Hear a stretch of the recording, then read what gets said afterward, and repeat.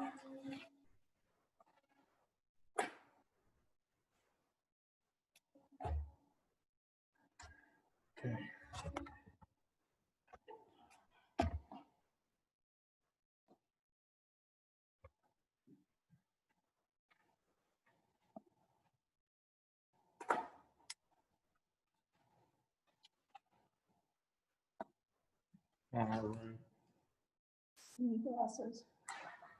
Okay, I've got at least one of my assistant county attorneys on with me.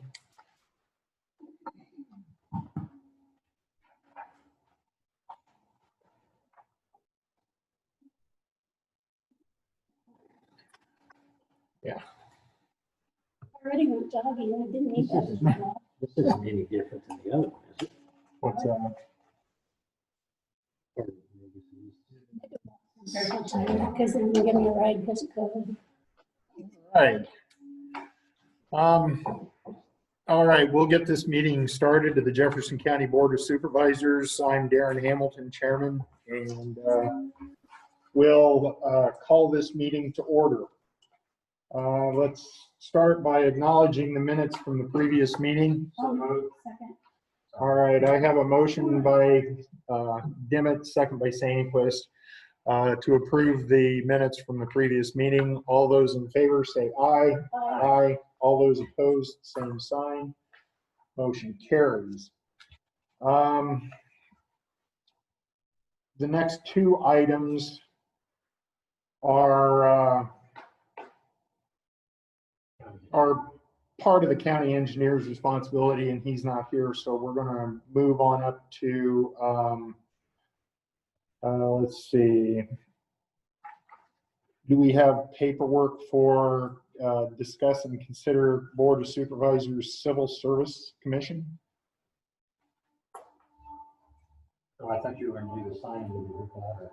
Well, That involves Scott. that involves Scott as well. Okay. And I had no idea on the Civil Service Commission. I assumed that maybe that was from Chauncey because Susie's term expired. And I think he was wanting to do an interim appointment, so to speak, until after the election. And I don't know if he was asking because Susie's his appointment. Well, we have Pat McVan on with us. Pat, maybe you can answer this question about the civil service. Yeah, my understanding is that the. Hold on just a second. I got to get some volume up on you here. Okay, now go ahead. The terms of the folks who were up this year expired on June 30. So I think we have one that needs to be either reappointed or newly appointed, and I think that you folks had one as well. But I wasn't involved directly in those conversations. That's just my understanding. Okay. All right, so who's currently on under us? Pat, are you still there? Depends what you ask. Okay. I show that Adam Stafford expires in October of 21. Joe Ledger expires in October of 23, and Susie's the only one that is up. And is she October of this year, or was it June? No, October of last year. But we Okay. we don't have anybody expiring until October of 21. Poor choice of words. Whose term is not up until October of 21. Okay.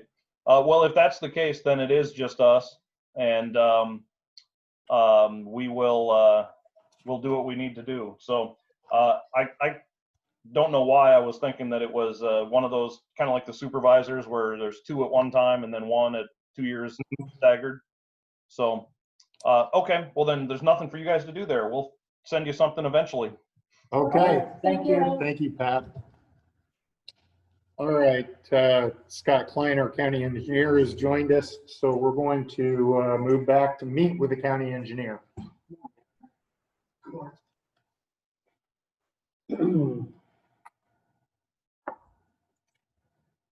Okay, so of course we've done blading on dirt and gravel roads. Did a culvert replacement on 110th and ditching some more on Marigold further to the south and Ironwood. And equipment maintenance, mowing shoulders on gravels and pavements. We're into yellow now on pavement striping, Okay, good. and got potholes repaired on Packwood Road and V64. Rock hauling on 110th between Green Tree and Ivy. And shoulder maintenance on Kelp north of Gear in front of mailboxes. I got a couple roads for you to check out. There's somebody, Quince, just north of the highway. There's somebody that, like that, North of 34? and just north, like just down that hill, that first little hill. On the west side, there's a big like tractor tire or something right by the edge of the road. Off Dee's tractor, she just wanted me to take it No, back. it doesn't mean- But my point is, tractors are gonna start moving here pretty quick, and trucks, we need to get it fixed, because it's the edge of the road, and it just, at least now it needs a flag on that, but it needs repairs. And the other one is on Nutmeg. Just have them go out and really look at that. I drove that yesterday, and there's a couple good potholes on that. And that's gonna have traffic here in probably 3 weeks or so. It's north of, North of Heartland, between there and Salina Road. okay. Have we started the second round of dust proofing yet? Yeah, it's been awfully dry, but both commercial people are hauling it. We were hoping for a rain, but because it saves on materials. Sure. Sure. So, I can verify the roads are getting very dusty. yeah, well, because of all the dryness.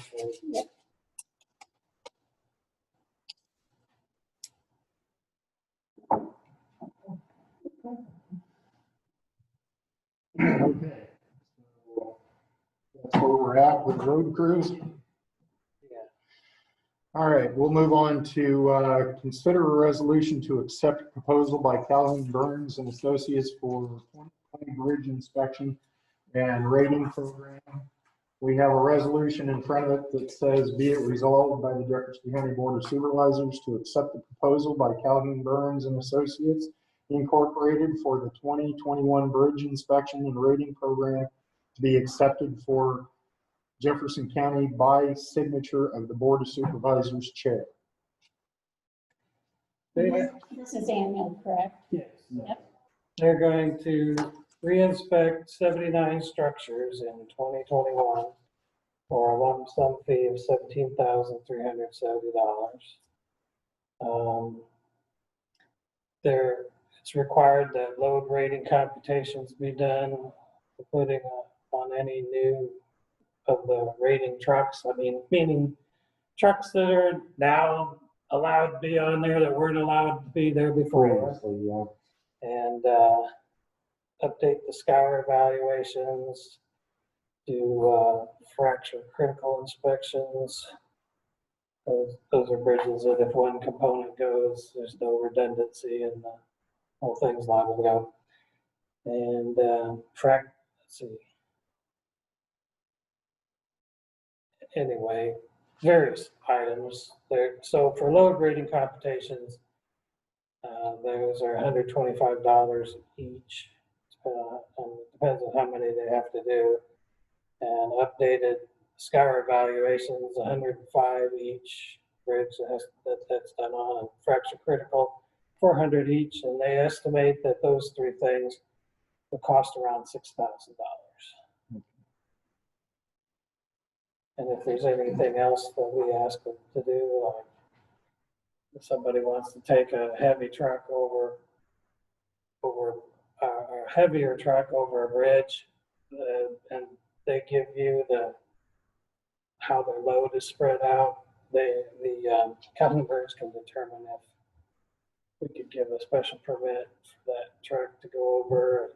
Might be things like don't go more than 5 miles per hour and no braking on the bridge and different.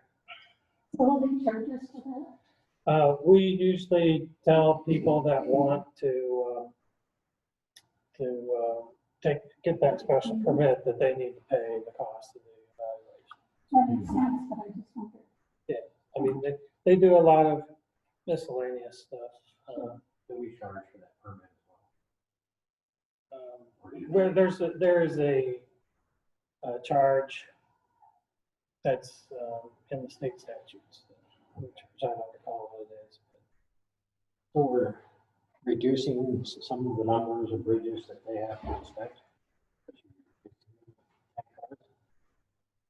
Well, if we put a single tank car on something that was a bridge before, like 20 feet or greater, then a single tank car is not going to be 20 feet or greater, so that takes one out. But if we find an 18-foot long bridge and we put 2 tanker cars in, because that's what it says it's supposed to have, then we have a new bridge that goes on our inventory. And someday they might rate that a little bit lower, and we get some money out of it being a bridge. But Tommy, we have eliminated some, and we've added some. Probably eliminated more than we've added. Or even those that are county. Right. You don't have any width restrictions anymore, and no load limits, and not liable to have any for 40, 50 years.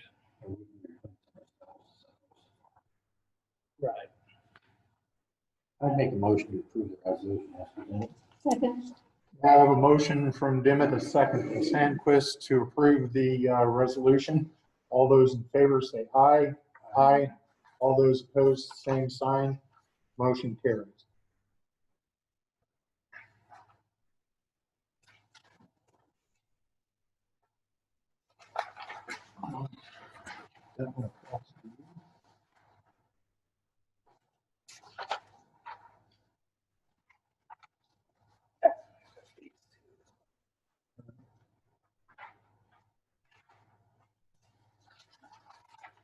Maybe I can go back there.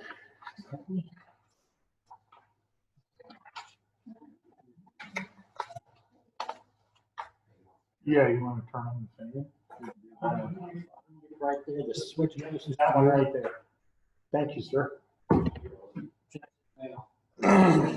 Okay, we'll move on to consider a resolution to accept. Okay, we did that one, sorry. Discuss and consider signing group letter, and that would be the group letter that was spoken to us at our last meeting about oversized trucks and platoon type trucking, the extra weight vehicles Yes. that we spoke about. So, And there's not, when they say signing letter, really what it means is that you say that the board of supervisors is in favor of the letter, and they add your name. They don't. oh, okay. they don't really have your motion, we discussed it last time. Yeah. Okay, I have a motion from Sandquist, a second from Dimmitt to go ahead and add our names to the letter that's being submitted for reconsideration of increasing weights on trucking across the United States as well as through our county and the state of Iowa. All those in favor say aye. Aye. All those opposed, same sign. Motion carries. And just to clarify, it's not to increase the rates. No, it isn't. It is to try and stop increased weights on highways.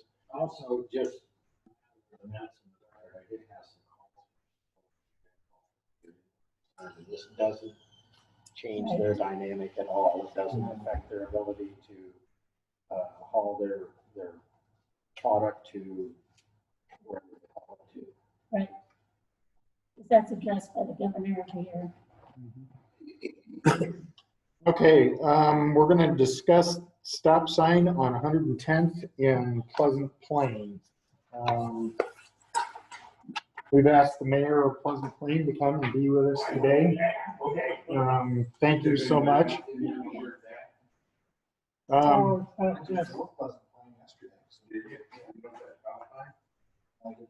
Did you go east-west through Pleasant Plain? Okay, that's why you didn't notice it. There you go. You just blew through. All right, a little bit of history on this.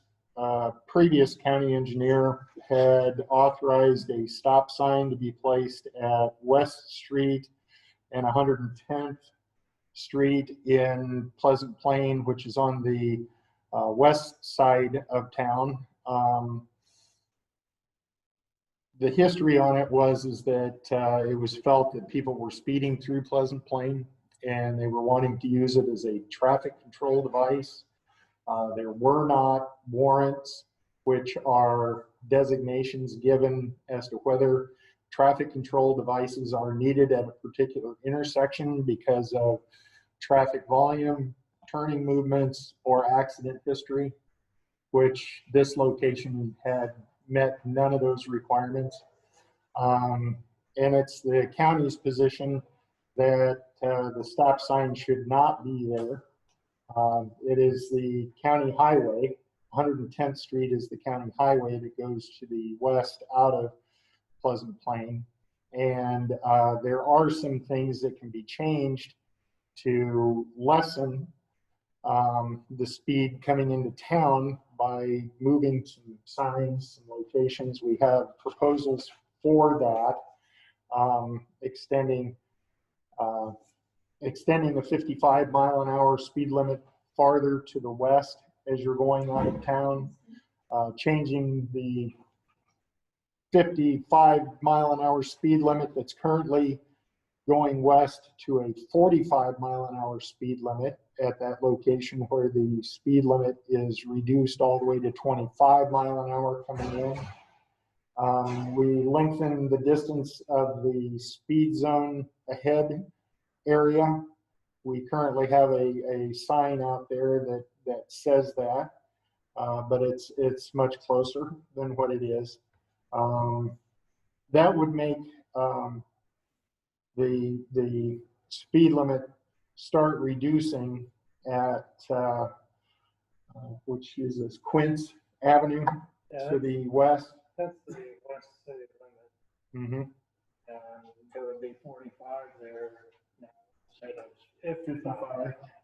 And then we'd have an additional speed zone ahead sign to the west of the city limit line, so that people are where they need to be going 45 at the city limit.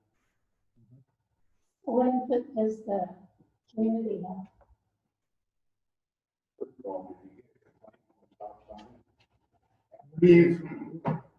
In the letter that I sent you, it was outlined by the county attorney that since it is pretty well known that the sign isn't enforced out there, that it presents a hazard to or a problem to the county in that if there is an accident that happens because someone doesn't obey the stop sign that's currently there, then the county can be held liable for what happens with that accident.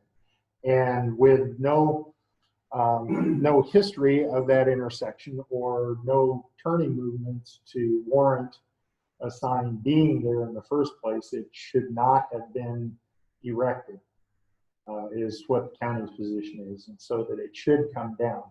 Even though a previous county engineer had designated to put up a sign out there, it was not because there was anything that actually warranted it.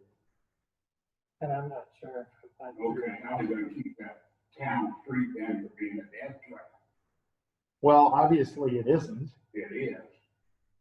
I've seen people, I pulled in there just to turn around while documenting where signs were. And I saw two people go through the stop sign without stopping. I mean, they may have slowed down a little bit. That was all it did, is slow down. Mm-hmm. And stop signs, you're supposed to stop at, they're supposed to be enforced, that you come to a full stop. There should be a stop sign coming from the other way if it's warranted that a stop sign be put at that location. Should be a 4-way or a 3-way stop at Yes. intersection, is what you're saying. County took that out when they put the 4-way, or the stop sign in at that end. There was one on both sides originally. County took one out going west. And then put one up going east. Now, there was both one on both sides. One going out of town, one coming into town. Going out of town, they can drive faster. There's nothing there. They passed the church already. They passed West Street. Mhm. They passed everything going out of town, so there's no need for a stop sign. Well, if But they're coming going, into town, they ignore the stop. Who's supposed to enforce it? You kind of think that who's supposed to enforce that stop sign? there's supposed to be a resolution or an ordinance that says that there's supposed to be, they would have to say there's 2 stop signs there, and it would have to be predicated on there being warrants to have one there. If people slow down to the speed limits that are posted, then they shouldn't have to stop there. Let me ask a question, and this is, I shouldn't pack in here. So, first question, do you know when that had both stop signs? Was that originally Pleasant Plains' idea, or was it just there? Okay, and that answers that question. And the second part of the question then is, if an ordinance is required, who's required to pass that ordinance? The city of Pleasant Plain or the county board of supervisors? And the third part of that then is that if it's the city of Pleasant Plain, they pass an ordinance, is it not their responsibility to enforce that ordinance? Oh, population below 500. So, I mean, I'll let Pat. Yeah, I just Pat. wanted to add that. Did you hear the questions that Lee had? Yes, I did. So this is a county roadway. And so it's, as such, the county has jurisdiction over that roadway. Kind of like Highway 1 running through the city of Fairfield, right? So it would be the county's responsibility to do that. And it would be, whether it's the county's responsibility or the city's responsibility to enforce, the sheriff provides, law enforcement coverage for Pleasant Plain. So we're really talking about the same entity. So let me go back to what you said about Highway 1, but there's stoplights along Highway 1. Now, I'm not advocating to keep a stop sign. I just want to be clear. There's stoplights along Highway 1 that a local law enforcement can write me a ticket for running that stoplight. And any law enforcement can write a ticket for violation of a traffic ordinance, but you said whose authority or whose responsibility is it? Each municipality has a law enforcement, provides law enforcement for their community. Pleasant Plain does that by contracting with our sheriff's office. So our sheriff's office can do it, but the state patrol could do it. Anybody that saw it could do it. Right, but who established the stoplight is what I'm saying. Did the city of Fairfield or did the state of Iowa? I'm guessing it was a joint thing because the city can't put anything on Highway 1 without approval from the state. Okay, that's what I wanted to know. So we're actually almost comparing apples to apples here. Well, except that we have jurisdiction on Pleasant Plain. Right, that's what I'm saying. So, They're less than 500. so if we were in agreement with Pleasant Plain, we could establish that stop sign. Sort of, Lee. Okay. I'm looking at the statute that is of concern for our office. Chauncey talked to me a little bit about this morning before he left, but it's in the state code that talks about traffic enforcement. It says that drivers have to follow traffic control devices placed in accordance with the provisions of this chapter. And the provisions of the chapter say that local authorities in their respective jurisdictions shall place and maintain traffic control devices upon highways in their jurisdiction as they deem necessary, and as as indicated by the state manual and specifications. So when Scott's talking about whether it's warranted or not and whether it meets the criteria, those are things that need to be taken care of in order for the sign to be properly placed. And if the sign is not properly placed, and we actually catch somebody run that stop sign, and they come in and they say, look, this sign is not warranted or it's not properly placed, then we can't prosecute it. Okay. So it's not just a matter of county agrees, city agrees, so we're just going to put it up. There's more to it than that. And so that's what Scott's talking about in terms of whether it's warranted or not warranted and what the studies show and the appropriate way under the manual to regulate traffic given the data. And if those things aren't all in line, then enforcement on a legal side can be very difficult, if not prohibited. So it's those are the things that concern us. So by definition, Scott, it's not warranted. How much traffic goes through there in a day? Any idea? There's 180 vehicle count, I believe it is, that come through there. On the east-west road, Right. and we don't have a count on West Street.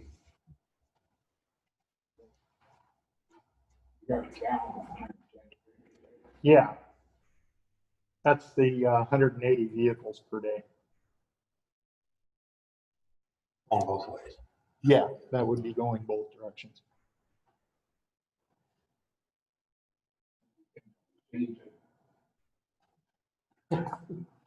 Yes, And they call that an average count. So,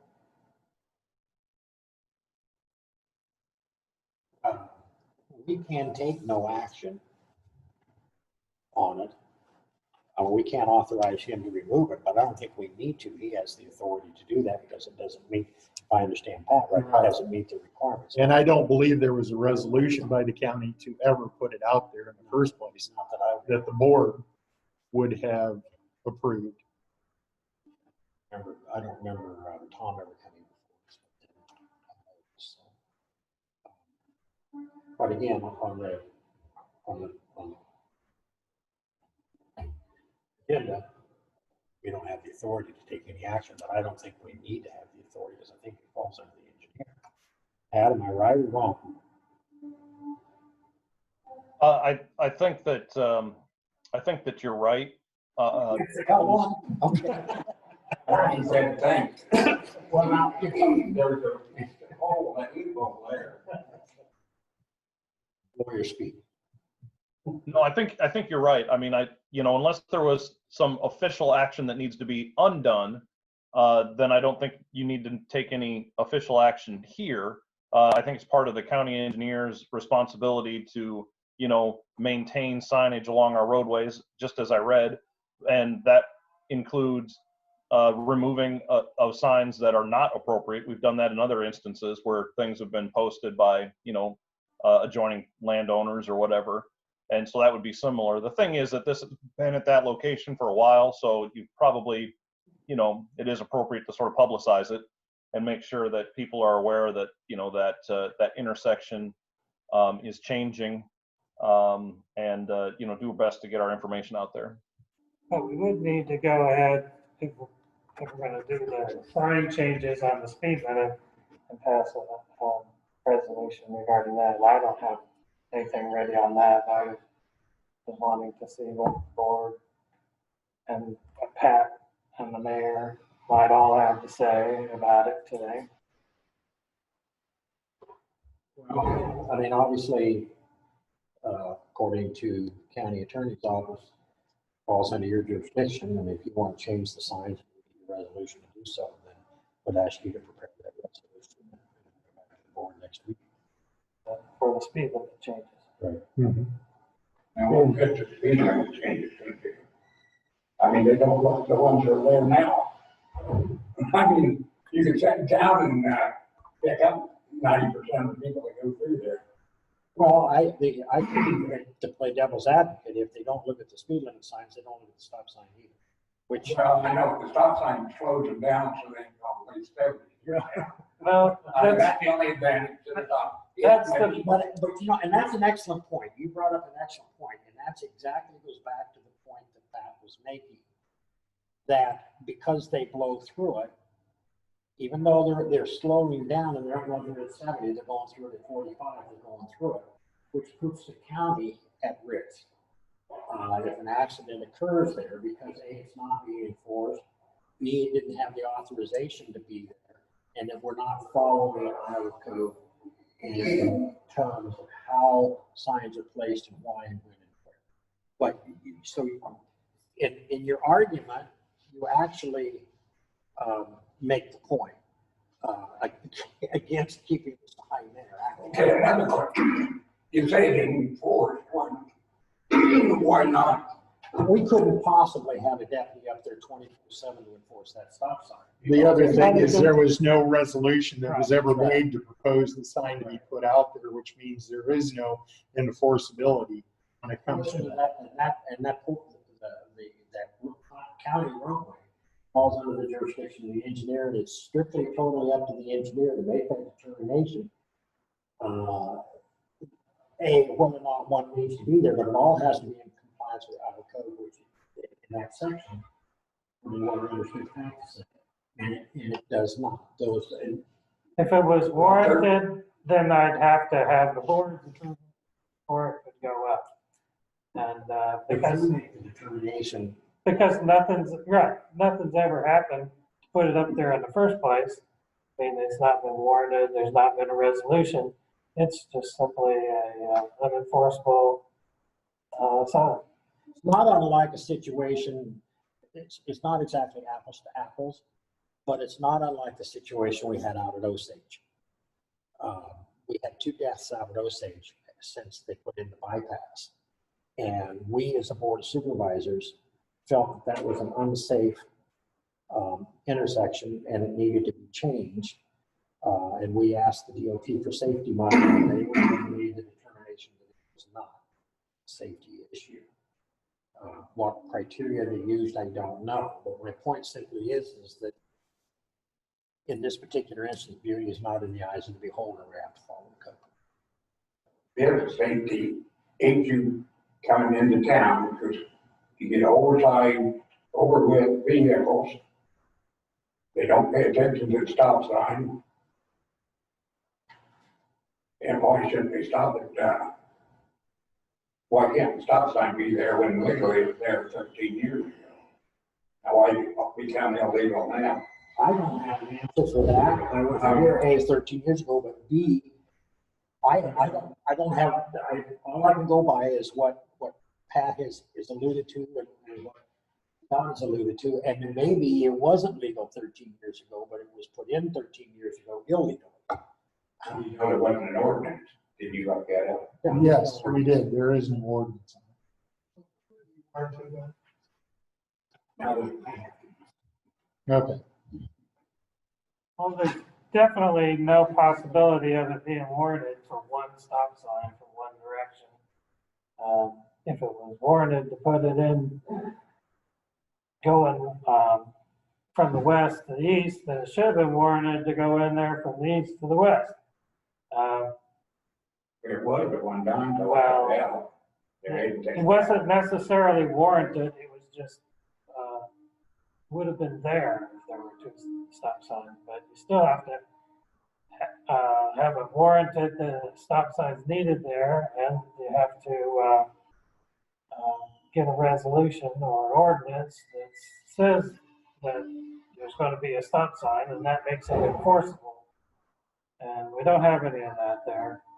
And it's not really warranted to put a stop sign there. Okay. If people are going the speed limits that are posted there, then they're not gonna have an accident at that intersection because of somebody coming from the west. Coming from West Avenue or West Street, whatever, the street or avenue, I don't know, but West Street. Is it the No, same? West Street. It says West Street. Okay. Sorry. People coming from West Street are are the conflict vehicles, and there's You not want down to church. there's not that many. So, I mean, you're supposed to warn it as to whether there's gonna be a crash there because of somebody, a lot of their vehicles coming out of West Street, not, Turning them inside West Street. and if people are going the speeds that are posted there, then that's not gonna happen. People are gonna stop at West Street to let the vehicle go by that's going the speed limit. It's going quickly, no matter what. Yeah, Well, you traffic. that's what you enforce is the speed limit. Okay, but we ain't got nobody to enforce them. Is it possible to put up a free sign that says caution, slow ahead, or, you know how you see these? Well, my idea is to put up the signs that have the arrow ahead with the speed there, and that tends to slow people down more than saying. Right, speed the whole limit. rectangular sign that says speed limit ahead, reduce speed ahead. And we did, I mean, out here, You got that close to town. right, well, out on Gear, Yeah, gear and, we looked at an intersection there and we didn't choose to put a four-way stop there. We put, revised the speed limit ahead signs and different things so that when you got, not necessarily at that intersection with the Kelp, but once you got into town with Gear and 12th, it's a lot more noticeable now that it's 25 miles per hour on the west side of that intersection than it was when the sign was in the shade on the east side of that intersection. But there's countless examples, but one thing is you're never supposed to use the stop sign just simply for speed control. It's not warranted for that. It's awarded by your conflicts that you have at an intersection. And with people going through, not paying attention or obeying that stop sign that's there now, you're not getting, it's not effective the way it is. There's a lot of them obey that stop sign, and then who's gonna be responsible for the ones that get killed and take the stop sign out? Well, there's no indication whatsoever that taking the stop sign out is gonna increase or decrease accidents. Now, you taking these speed limit, would you close the door? these speed limit signs are gonna slow traffic clear down. I mean, everybody's gonna obey them. Somebody driver got a loaded car. He wants to get it to market before it spoils. I mean, he ain't gonna slow down. Well, I guess when he gets a ticket, Uh, who's gonna get it there? I guess it would be the sheriff's department. Yeah, but they just have to talk on their phone to the south end of town, not the north end of town. They sit and talk on their phones at the north end of town, not the south end of town. No, they talk on their At the phone to the south end of town, not the north end of town where they should be. Because I've never seen anybody get a ticket on 110th Street. Yeah, when we put a camera, yeah, that's another idea. Well, the county buys a speed camera. No, the county won't buy a speed camera. I can tell you that right now. City of Plain could, but then they'd have to come and ask permission from the county to be able to put it up on that location. Right, and they say, no, the stop sign is Oh, and the sheriff's office can put out a sign that indicates how fast people are coming in. yeah. Right. And they just did that recently out here on Grimes. And it seems, from what I've noticed, it seems to slow people down. And I probably want to, when we put up those signs, I probably want the sheriff's office to put their radar detection with the speed indication sign out there for a while and make people more aware of the fact that they need to slow down.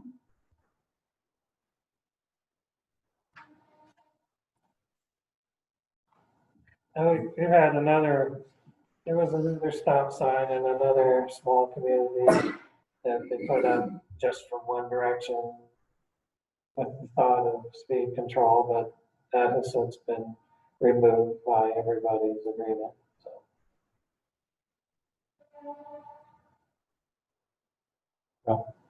This ain't getting no place.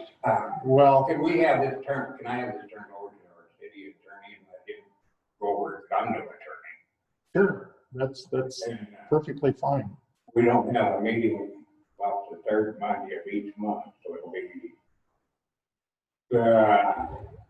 third Monday in September. Which is With the council. 24th of September. Okay. Take a stop sign out before that, or? No, Okay. Then, go ahead with the resolutions about speed limits, because those are reasonable anyway. And, go ahead and do that, I mean, well, yeah, you can have everything all put in place, ready to go, but we can wait until the 21st of September. After their county or their city attorney has had a chance to look at everything that the county attorney has looked at when it comes to this. So that, Just for a matter of I don't know what the word is, but reach out to your city attorney and have them contact county attorney's office, and then they can, before your meeting, you wouldn't necessarily have to wait till the 30th of September. Because that's 4 weeks away. I don't see before we get fully into harvest season. and do you have any objections about putting a speed limit right out there at the city limit line? And then, You might as well get so the greater kids are doing more good. but you don't have any objections. Oh, I ain't got any objection. Like I say, you're good. It is the county's jurisdiction on that because of even through town there, because they have less than 500 population. It's not like Fairfield. Where Fairfield would really have the say on roads going through Fairfield.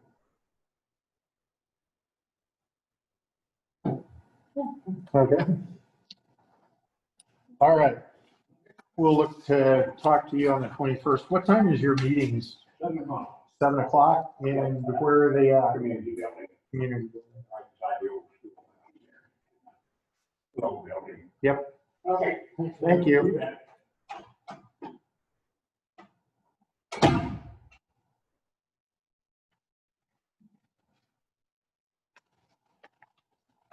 All right.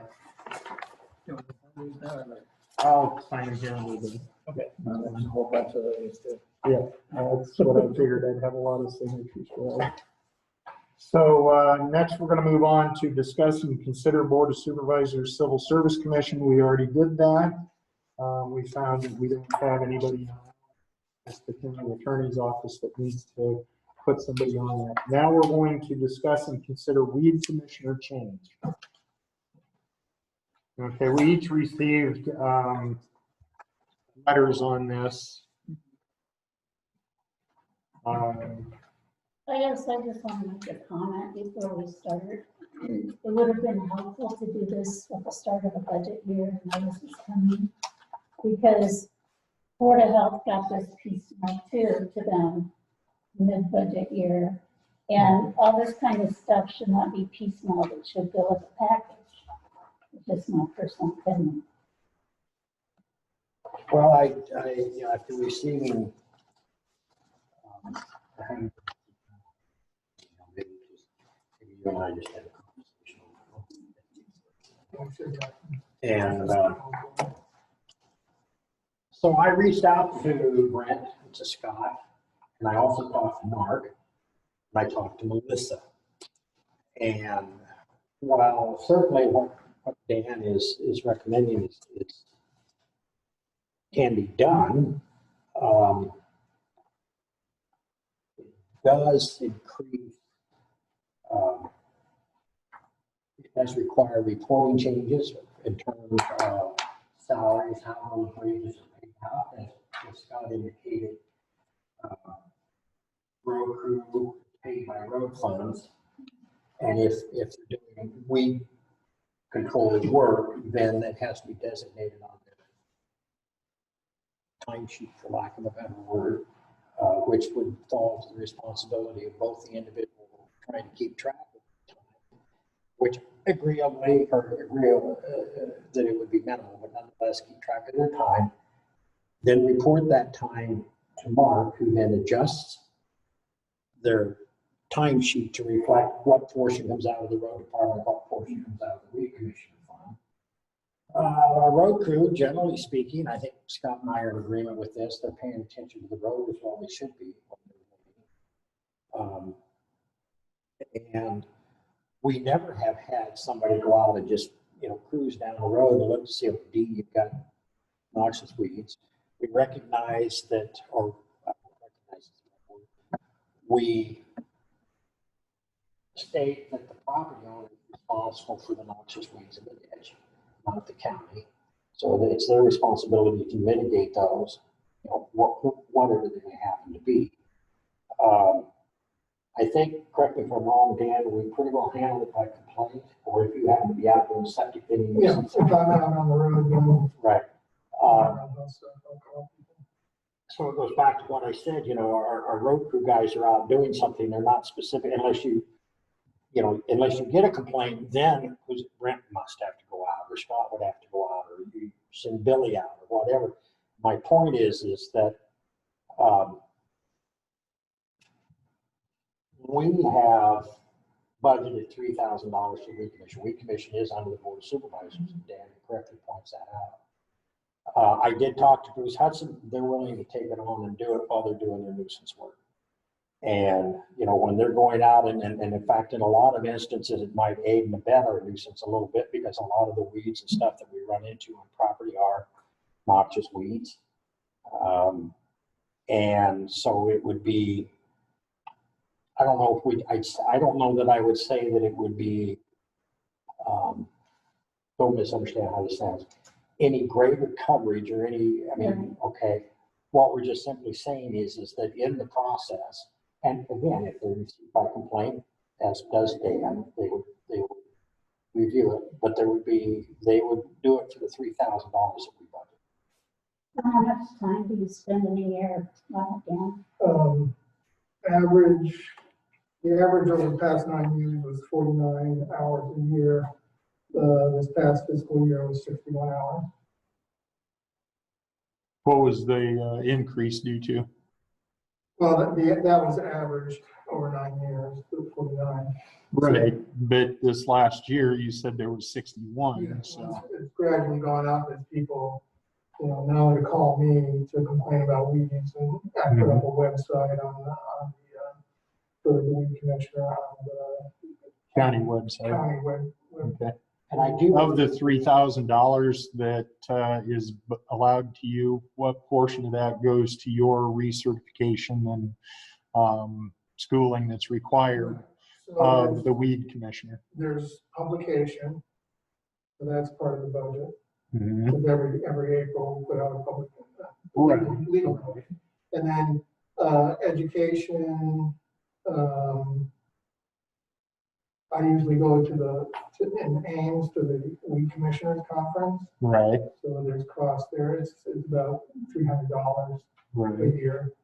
And then the rest is for, actually, the rest of it is really for if you need to hire somebody to go out and do spraying or mowing, like a third party to go on somebody's property and do that work, which I've never had to do that.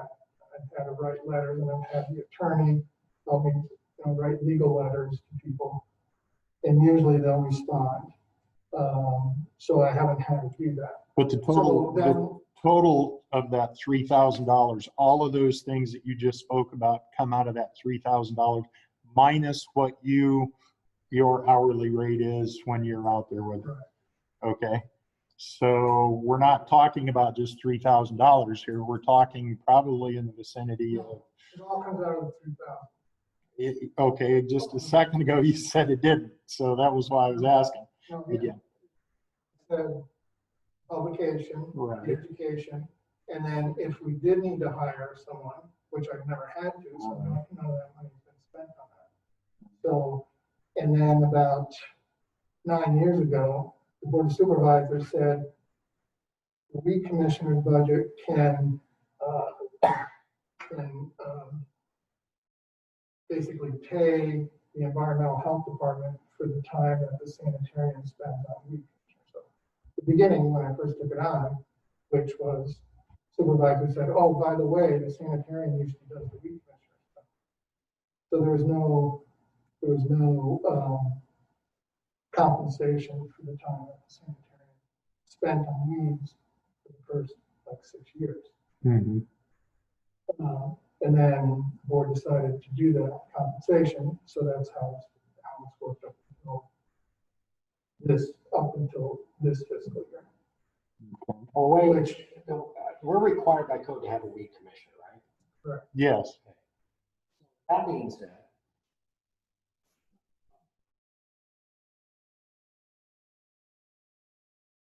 as far as Russ goes, we don't particularly have a dog in the hunt. It's just simply, I didn't get the impression from Scott that he was particularly enamored with the idea.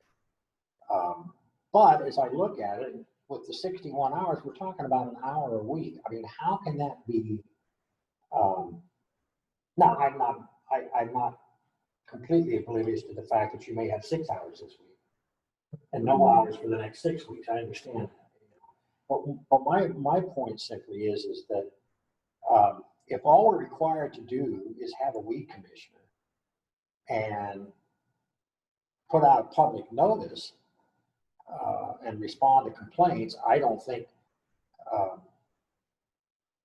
if the situation needed to be that we needed to go out and spray something, we have people that can do that without hiring it from the outside. Not on private land, though. Well, we wouldn't be doing it on private land anyway. It would be the responsibility of the property owner to do it on private land. They've got notice that they're being, they've been served notice that they need to eradicate the weeds. Now, unless what you're saying is if they don't, you do. Right, if they don't. And then is that, We're Then able we've to already hire. met the legal requirement to access. and then is that charged back to the property owner? Yeah. Goes on to So I'm not, what I'm saying is that if we'd act strictly on complaint, then I don't see the need to budget $3,000 a year, number one. Number two, if we act strictly on complaint, then I suppose, Brent or somebody from the engineer's office could run out and see whether or not, then you got to write the letter. So I guess the question And is, then we have to do training and then have certification. and so what I'm saying is that without increasing the budget, we have an entity that can do all of that. Right. Okay. However, to Darren's thought process, I think is, and to Dan's, we don't generally spend the entire enchilada during the course of the year. Correct. But in this case, if we gave it to Russ, it would be the entire enchilada. They would make sure that they had the certification. They could do the spraying. As far as that aspect of it goes. But Why can't they just absorb this and what they're doing already? I'm not saying that they can't. I'm saying that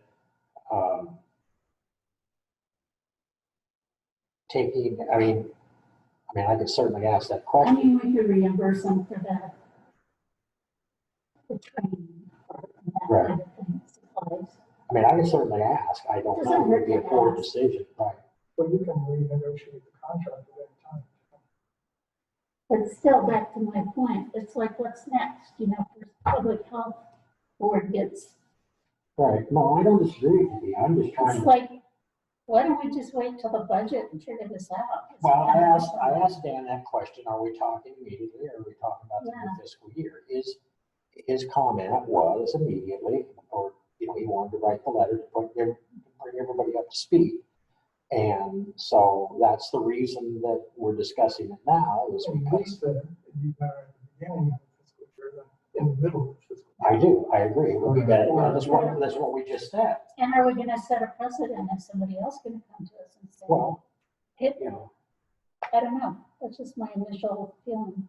I don't think that the hours that you're putting in, and I don't mean this disrespectfully, I just don't think it's an inordinate amount of time. I realize you reduced your hours at, you know, to the Board of Health. But you also knew what you were getting into when you asked to do that. And you've done this job for several Yeah. years. Well, the thing And, you know, is, it's not to be a horse's for two, but to be perfectly honest, in the grand scheme of things, you reduced your hours to the Board of Health. You didn't reduce your hours to the Board of Supervisors well, in regards to the Actually- weed commission.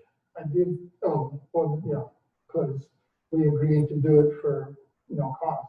Right. Well, So I agreed to do it. Environmental health agreed to do it for no cost. well, you're saying they're getting reimbursed. So they're paying you No. to do it. No. That was He part, just, now, you just told Darren, up until this year, I said, up until fiscal year 21, there's no reimbursement from the weed commissioner's budget to the environmental health. I must have misunderstood. I thought. No, it used to be, Yes, I misunderstood as well. but- I think what Dan is saying, that if Chris was here, I think she would say correct, because I know I've had conversations with her in past years where they do track how much of his time is spent. Right. So So- I don't think it has been, now we should check with Chris before we Well, verify that. here's the thing. Now, we can check with Chris, and my assumption was the same as Darren's. No, mine was too, based on. When we budgeted, years ago, when we budgeted that $3,000, it was for the cost of the weed commission. Now, if nobody's invoiced or has been reimbursed, or he didn't, what do you want to call it, provide a claim, whatever the case may be, the money was there for that purpose. That's the reason the board put that. Look, if we're not going to do, if all that Dan's done up to this point, and I'm not saying this is small, I'm just saying that all that's been done up to this point is the public notice, the writing of the letters, and, potentially all we ever have, the hiring of somebody to go out and spray, but we've never paid for it. There was no point to have $3,000 set aside in that budget, and there still isn't. Now, this year, I don't know what made this year different other than you reduced your hours. So is the Board of Health getting reimbursed, or are you getting paid? so part of the negotiation to lower my hours, to lower my cost, was because Russ said they would do the weed commissioner part of it for nothing. It was So- included in the 55,000, that's right. And I said, okay, I will do it. Environmental health will do it for zero. And that's for this fiscal year. Prior to this fiscal year, yeah, I would turn in a claim at the end of the year for the time that I spent doing weed commissioner things. And therefore, I would get reimbursed from the weed commissioner, environmental health would get reimbursed from the weed commissioner's budget for that time that I spent. Okay, So that's not gonna happen this year. all right. Is that, am I making myself clear? Yeah, okay, so it has been in the past, you changed it for this year. That's right. Okay, It's all changed. right, I misunderstood. But I go back to my point, it's not under the jurisdiction of the Board of Health. And we can still opt to pay you, Correct. or to reimburse them for the time that you spend on that as part of this. So I guess the question then that needs to be answered, and from your perspective, because you're the one that's out there in the weeds, so to speak, part of that file, is our construction business in the unincorporated areas of the county so good, or in those communities that aren't sewered? I guess we don't have it in the county. Are we so busy that it takes all your time now to do that as opposed to 1 hour a week? Well, it's not 1 hour a week, as you pointed out. So springtime is heavy time for weeds, summer. So, and I'm doing state mosquito surveillance right now. So that's three times a week. I have to collect mosquitoes. That brings in more revenue than the whole weed Okay. commissioner budget. Okay, and then I have the pool inspections, tanning inspections, tattoo inspections. I usually do the state well survey too, this time of year. They decided not to do it this year, but they usually do it this time of year. It's just And of course, septic systems, time of transfers, How many well, septic systems did we put in like last? it was probably around 65 or so. And what kind are they putting in? What kind? Yeah. Mostly sand filters. We do peat filters. Okay. And then there's time of transfer inspections. That which brought in last fiscal year $11,000 revenue. So I'm gonna go back to you. If I am stating this incorrectly, please say so, but I felt like that you would prefer not be in the engineer's office, or in the engineering department, or in the road department. The weed commissioner, duties. Right. That's correct. Okay, perfect. I can reach out to see what arrangements can be made. Do you want to wait? I'm not gonna be here. Do you want to wait till budget time before you make the change and let this fiscal year run its course?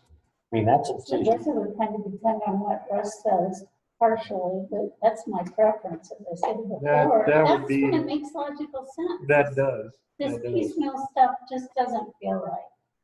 Well, things can be overlooked when it comes to budget time, that this was changed in September, and now we're in March, and it's like, well, what did we do then? Is And then this we have to remember, oh yeah, that was only part of the year, and right? Right. when you look back to the annual Well, data, this will give you guys the opportunity, to look at moving into the budget year, to just say, Russ says, no, we're not gonna do it that way. It gives you the opportunity to explore other options before you make a decision. Right now, it's kind of rushed, it's kind of hurried. right, and that doesn't feel good either. And I'm not finding fault with Dan on that. It's a conversation that Dan and I had. Actually, it's a good time to bring it, so this is time to look at options. Right.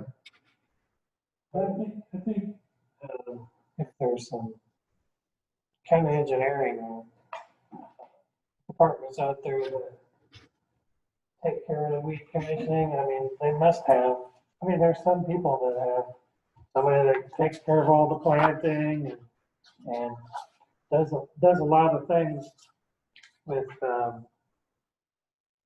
those kinds of related issues, but it's still all in the right of way. I mean, I don't know how you have I guess we should actually speak to one of these counties that are listed here: Johnson, Muscatine, Scott, Benton, Iowa, Dallas, Des Moines, Henry, and Wapello counties have their weed commissioners on their county road crews. Well, So I Henry guess and Wapello are smaller than I think the rest of those. Like Scott County, they've got probably 3 times as many staff. Well, and that's the thing, if you reach out to these counties, and I can call their county supervisors. And I can talk to Mark at the next Zoom meeting. Okay, the reason I say that is because I would like to know whether or not they have somebody on staff at the time that does that, and what their policies and procedures are. Or, I mean, yeah, it's not gonna be a decision that I make, but I think it's information you all need. Because if we're talking about what we're doing with Dan, and maybe we've taken advantage of Dan over the years, but if we're talking about what we're doing with Dan as opposed to bringing a body on, you know, even part-time with benefits, in other words, paying the IFRS, paying the, and maybe we've had the best of both worlds here. I'm not saying that we haven't, but gives you an opportunity to get all your ducks in a row before you make a decision. Right? And I know maybe that's not what you want at this point, but we're about 3.5 months before we start the budget process. we're not even through the first quarter of this fiscal year. So Yeah, no, I knew that might be one of the decisions, and that's fine. I just felt the county was because I put environmental health stuff first, and then I have any time. And things, there's things that aren't getting followed up on. Well, like I say, they'll start looking at the budget in December. And at that point, they would maybe hopefully have. And go ahead and talk to Bruce and see what he says. mhm. So like I say, now's a good time to have a discussion so we can get some information. So So I'll do that. We know what Scott's preference is. Just need to figure out what's right for the county. Scott, do you know the engineers, the names of the engineers of some of these counties? I don't have a copy of them with you, but If you could just look those up and then email me. Well, especially Henry, because that's more. Yeah. But I can call Greg Moeller and I can call Jerry Parker and get those answers. It's just, or Jim Carey for Des Moines County. In fact, I had a meeting with well, not with Jerry, but with Greg and Jim about 2 weeks. So I can bring that up, as far as that part of it goes. And you meet with Mark Lindeen. Okay. Mhm. So we're going to reach out to those folks, but it may be appropriate to reach out to the engineer's office in case the supervisors aren't aware of whether or not it's a full-time, part-time, in between, or if they've got. Right, and figure out how they're reimbursed, if they're reimbursed that way, or if that's just a duty that's covered by the road department. They may have an assistant county engineer to the assistant county engineer. I don't know. It's just, they may have multiple duties. Of course, now Aaron has mentioned that he's got a couple hours a week that he's trying to fill. Mhm. So Anyway. One other thing, Yeah. they want to let us know, you have to have a state, certification. So, if you just go do that at any time, you might be certified in that course. Correct. So, anybody currently in the engineer's office There's is full, four. It's four. okay. they need to be certified because they're actually, they're doing, they're not certified. they're certified, but they're not going around talking to people about their needs on their properties and things like that. Nor should they be at this point. Right. So that. Yeah, not at this point. So to operate the boom mower, you have to be certified, because it has some amount of herbicide in the blades to keep the grunt down. And then to spray under guardrail and around bridges, and need to be certified. And I mean, they don't go up and down roads looking for weeds or anything like that. There's certain properties where the county owns the land next to the road, so we take care of those, but it would be an expansion of duties to be having to deal with private property owners. And nobody in the office is certified or has had to be certified. Okay. All right. We'll bring this up later and we'll have more discussion on it before the budget time starts. Thank you. Yep, thank you, Mark. All right, let's move on to discuss and consider property tax suspensions. Mark here. Yeah, that would be good.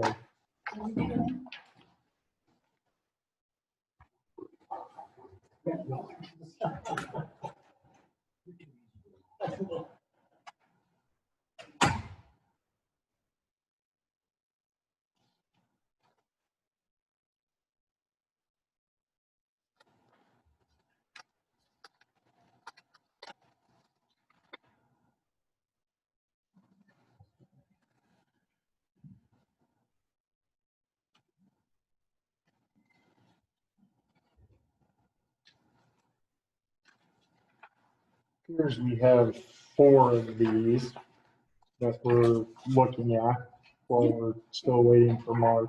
And this is a annual, Oh, and that, yes, sorry. I missed that one laying in my pile. Thank you, Abby. I appreciate that. So we have 5 actually that we're looking at.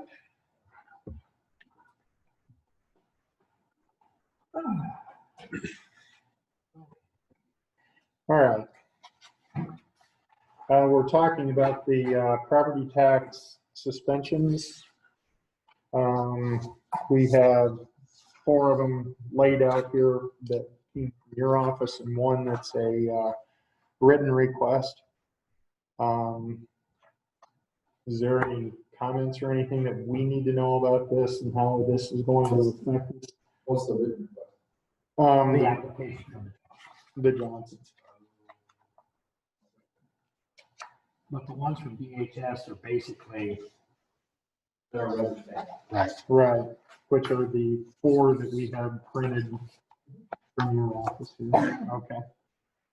so I would make a motion to approve those property tax suspensions that were eligible through DHS. Second. Okay, we have 4 of them that were approved through DHS. We have a motion from Dimmitt and a second from Sandquist to approve those. All those in favor say aye. Aye. All those opposed, same sign.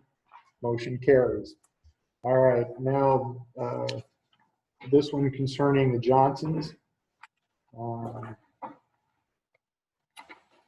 Is there anything specific that we need to know about this, Mark, that is coming through your office?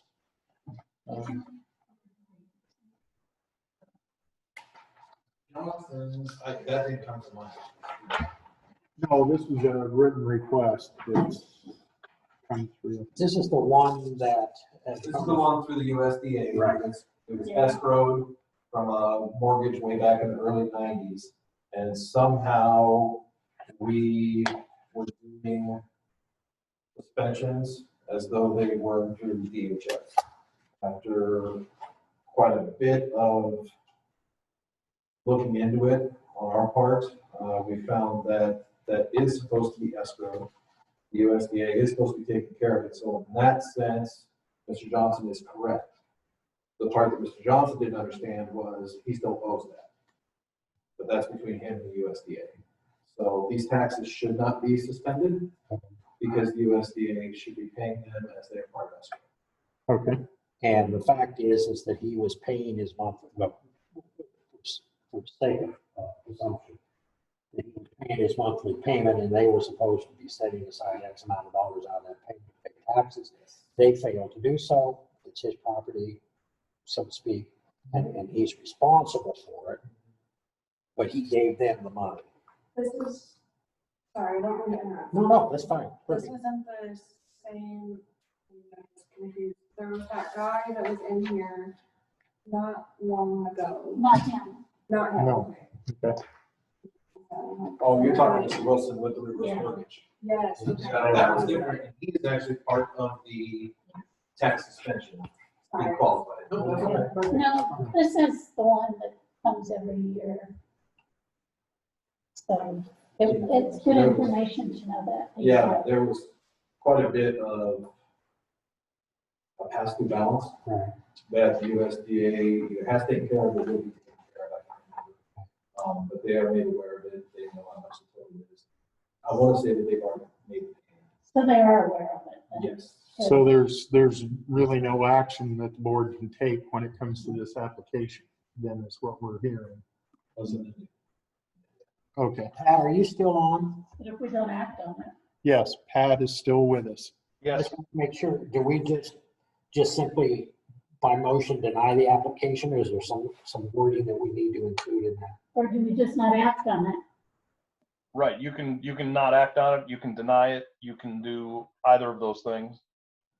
Okay. Not acting on it, we'll have him in here. Okay, Not acting on it, we'll have him in here. It's up to you.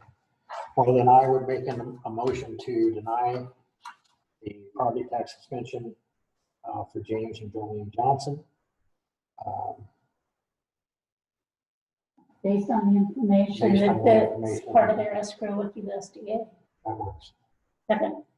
All right, I have a motion from Dimmitt, a second from Sandquist to deny this application for property tax suspension for James and Jolene Johnson. All those in favor say aye. Aye. Aye. All those opposed, same sign. Motion carries. So thank you very much, Mark. I appreciate the information that you gave us. It was very helpful. Okay, now we'll move on to make committee reports.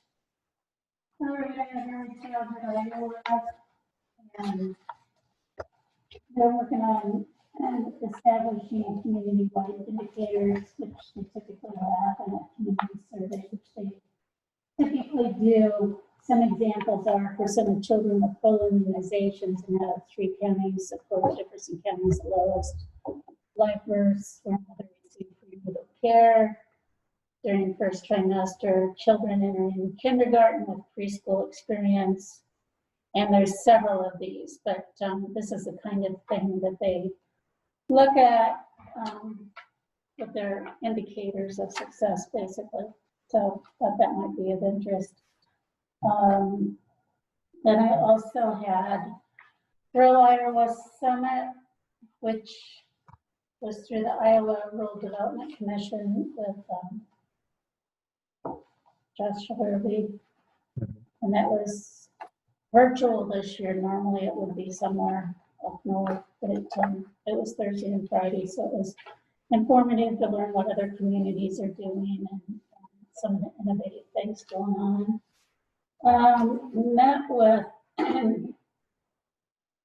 a citizen and a person who's the marketing director for the well, who's coming to Fairfield, and of course COVID slowed them down. They kind of were going to announce right around COVID, and they have announced now that they're coming, and so they wanted to meet with me about poverty and resources and things like that in Fairfield. So I spent some time with them the other day and gave them information about that, food insecurity, and workforce development. They're down to, we need, and workforce development local board, which is like 14 counties, so it's not local as in Jefferson County, but the way it's being redone, which is good, 51% of the members need to be businesses, which is great. That's the way it should be. And they need 2 more businesses. I asked one in town and they weren't able to right now.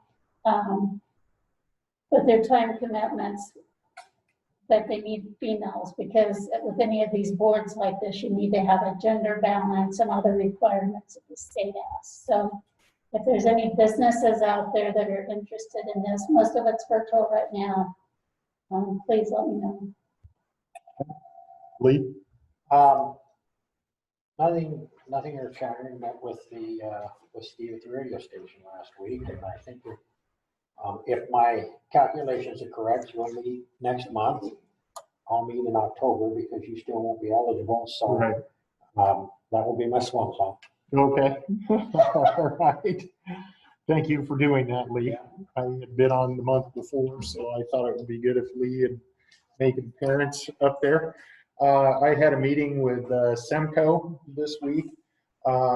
We had a public hearing off of through an environmental engineering firm that tracks movement of ground gas through monitoring wells. And we have found that we only have 1 monitoring well out there that has a hazard of methane gas leaching through it.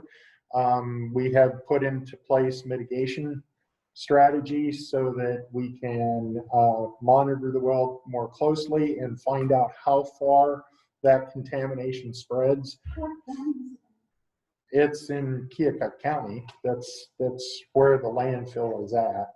It sits, right, it's a well on the site. The wells are placed on the perimeter of the site so that they can monitor what is running out from the landfill. There are some cells that aren't lined out there, and those are the ones that are being monitored more closely than the ones that are lined. They also look for leachate, which is biomaterial that flows through the ground along with it. We do a really good job of collecting that, putting it into a retaining pond, and then pumping that pond and taking it to different sewage treatment facilities in order to be able to have that processed to go back out into the environment at that point in time. So where's nothing coming from? Do they know for sure? The methane comes from the decomposition of material out there in the fill. And What I'm getting at is in my work with food waste.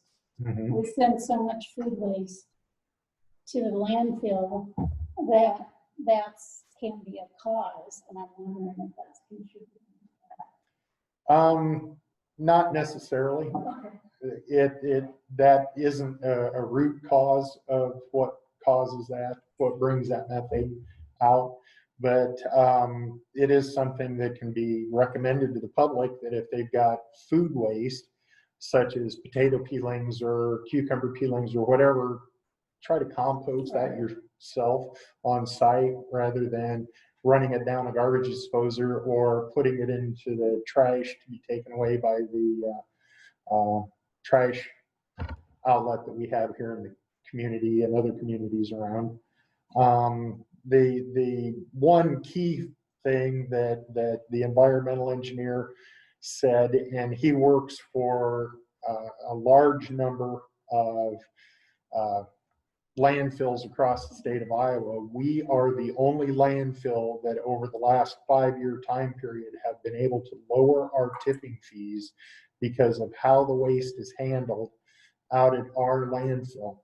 And he says that screams volumes about the people that we have in place out there to not only be the contractor for the site to compact all the trash and to monitor the cells and the life of the cells, as well as the director that we have on site out there. We do very well. We're pretty much a zero gain when it comes to money that's taken into the landfill. We have to put money aside for future cells that may be put online or have to be constructed and purchase surrounding land to the landfill in order to do that. Right now, the neighbors were all notified within, what was it, anybody that's within 250 or 300 feet of the landfill itself as a neighboring property owner was notified of this public meeting. We only had one person that was there, and that's Mike Hadley, who is also on the board. He's the supervisor in Keokuk County. He has property that sits right next to the landfill itself, and he says he's had no problems with what's been going on for the years out there. And we have been doing really well, and we are already discussing whether we want to change our meetings from monthly to quarterly, because at one time a monthly meeting was necessary because things were kind of in a disarray out there. And now with the leadership that we have, we feel more comfortable that if we don't necessarily have any item that truly needs to be on discussion at that meeting, that we not have a meeting that month.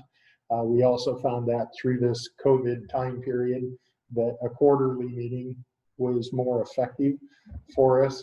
So I think we're trying to at least think about moving that direction.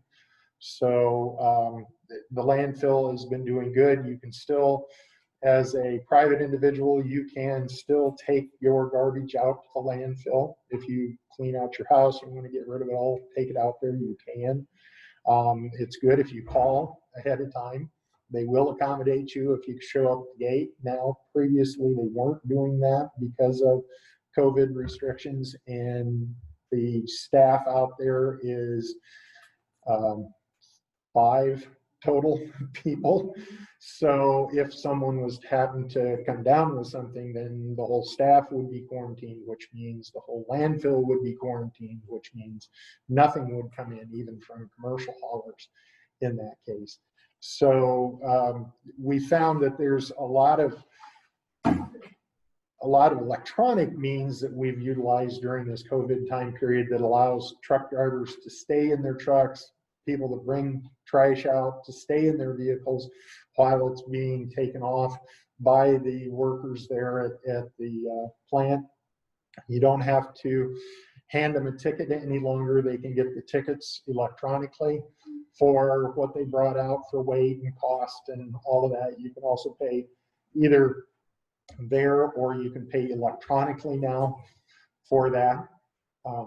So we will continue those types of activities and move more towards a quote hands-free situation when it comes to people bringing in waste and leaving the site. So those are some real positives that we gained from not only the review that we do with our environmental engineer for the site, but as well as the site management and Bill Sloot. So I think we do extremely well out there. All right, we'll move on to any public comments that we might have here at the meeting. Anything you'd like to comment on? Yeah, I guess I would. Sure. I just got a letter here not too long ago about cleaning up my land.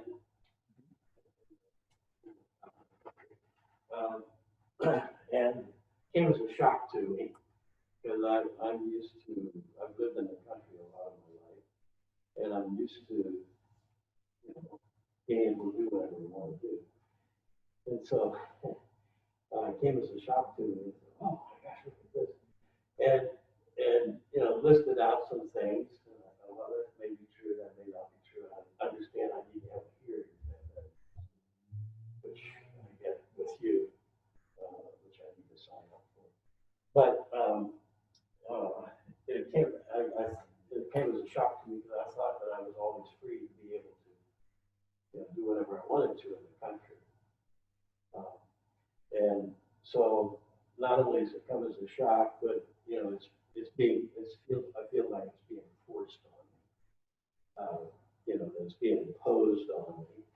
And if I don't do it, I'm threatened with a fine or a fee, So I'm trying to adjust to that.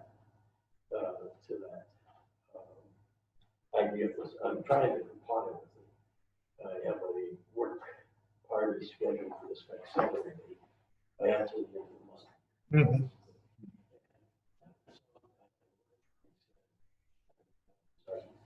Cleaning it up, but at the same time, I'm wondering, why is there this ordinance? Is it good? I mean, this is separate from not trying to complain about that so much, but I'm trying to understand why is there this ordinance? Is it necessary? Can people who live in the country remotely? I'm at the end of a gravel road. There might be one or two cars that come down that road each day. And I have one neighbor, and we're very good friends. We're well together. And I'm thinking, how is this a problem? And I don't expect, I was talking with Lee, I met with Lee, and I don't expect any special treatment, because of my situation or whatever. I know you have to handle it equally for everybody. Mm-hmm. If you're going to have an ordinance, it has to be across the line. So I'm wondering, is it possible that you guys can consider repealing this ordinance?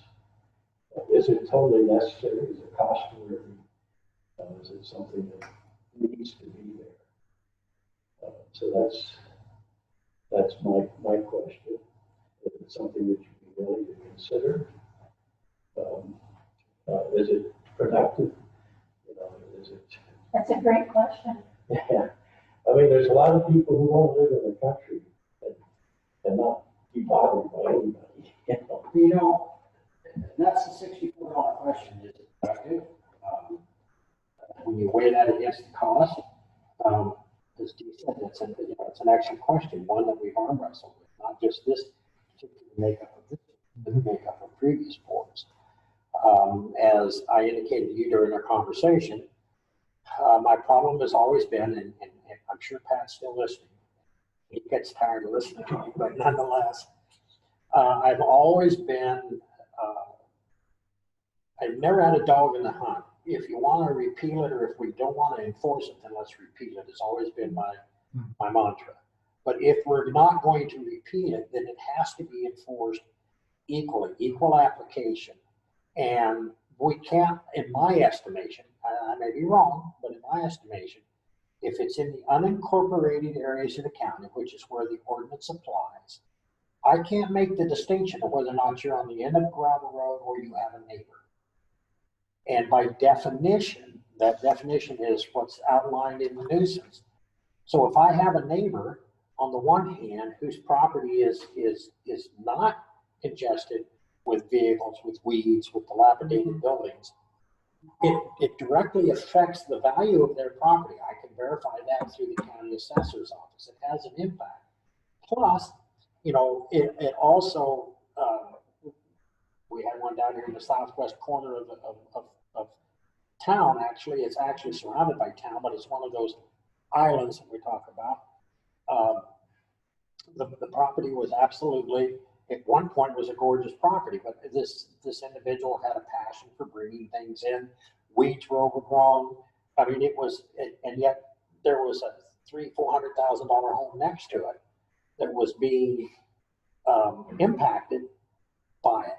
But if I tell this individual that you have to remove the cars, you have to do this, in terms of equal application, I don't see how I can make a distinction based on definition as to where that nuisance is located. If it's defined as a nuisance in the ordinance, it's a nuisance, whether it's at the end of the road or whether you have a neighbor. And conversely, I have a property down in what I call the darkest parts of the continent, just north of the Van Buren County line.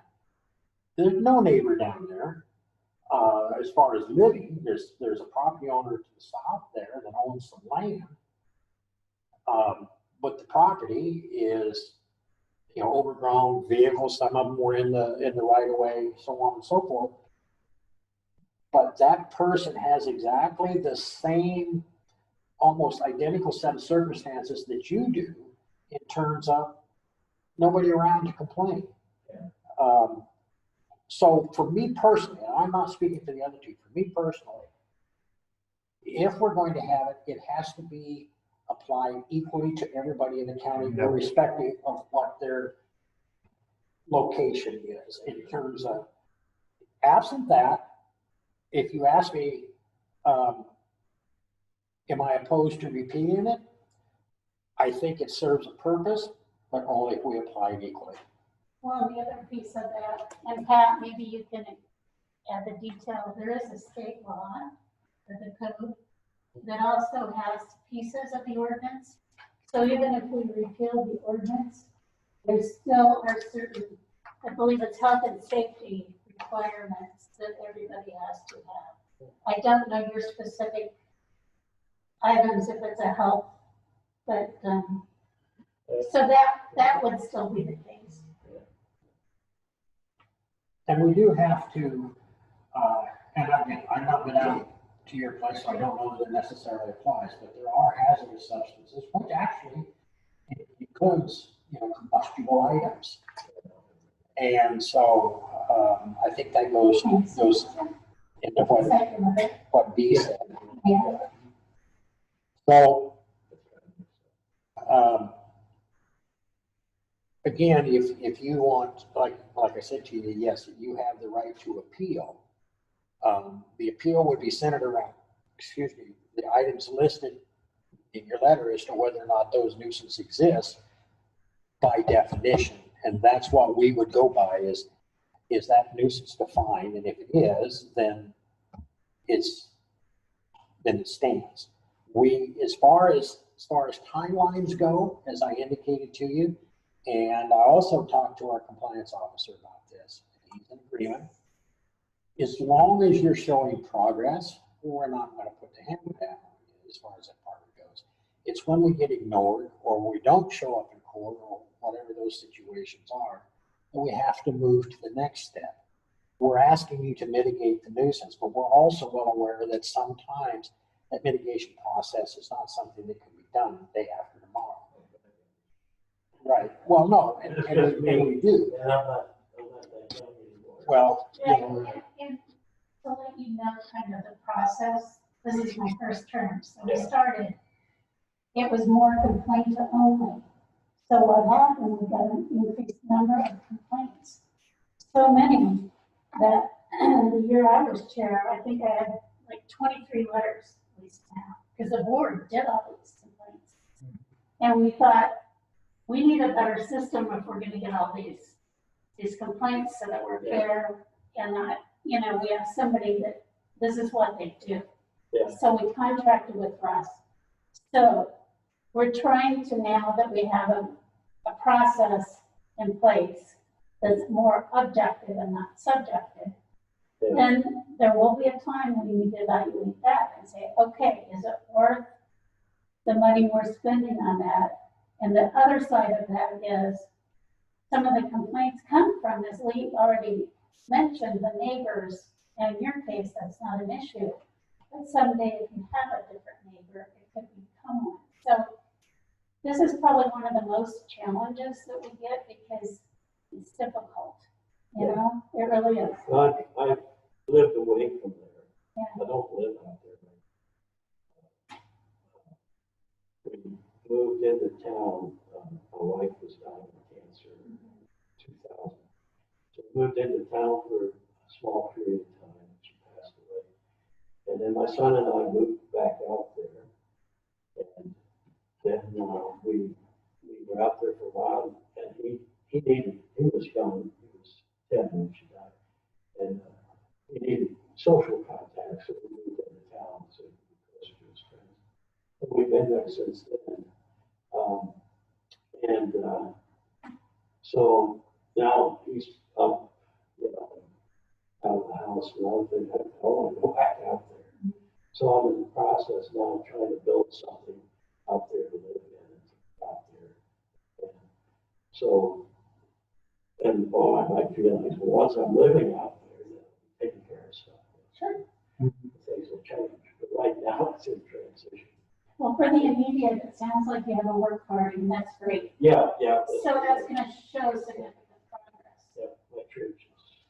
Well, to put it in perspective, John, one of the reasons that you mentioned, Russ, one of the reasons we went there, actually two reasons we went there. One, we wanted it to be looked at black and white. And the reason for that is because you and I are long-time friends. And it's difficult, if not impossible, to look at you objectively because of our relationship. Okay, or if we had, just say Scott, for example, okay, being county engineer, and then how do I enforce a complaint that I get from this individual? Then this individual says, well, wait a minute, you didn't do anything about Darren. Right. Okay, and I think Pat would concur then that your legal legs don't really exist at that point. And it did, as Dee indicated, took the burden off of us, the subjectiveness of it off of us, and gave it to an individual who just strictly looks at it in black and white terms. And so therefore it's applied equally. I go back to my original statement. I do believe that it's necessary. It wouldn't break my heart if it was repealed, only in the context that if we're not going to apply it equally to everybody. If we're going to pick and choose, then I don't want it.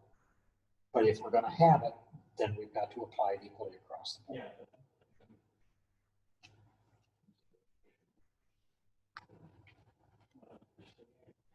Okay, we'll Because clarify. after living in but here's my little piece of America. Free. Yeah, I think a lot of people live in the country. Well, you're not the Lone Ranger.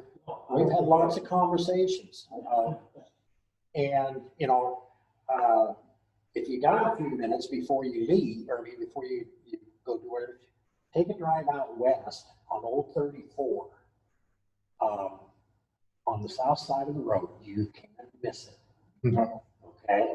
So this has been an ongoing problem that we've been trying to correct. And to me, it epitomizes the issue.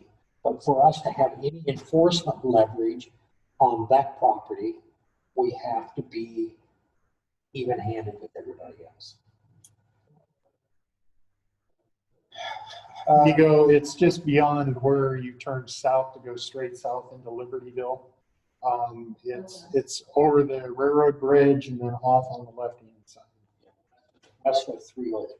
west of the railroad bridge. That's on. Once you get there, Yeah, it's there, you'll know exactly where you're at. It's past the entrance.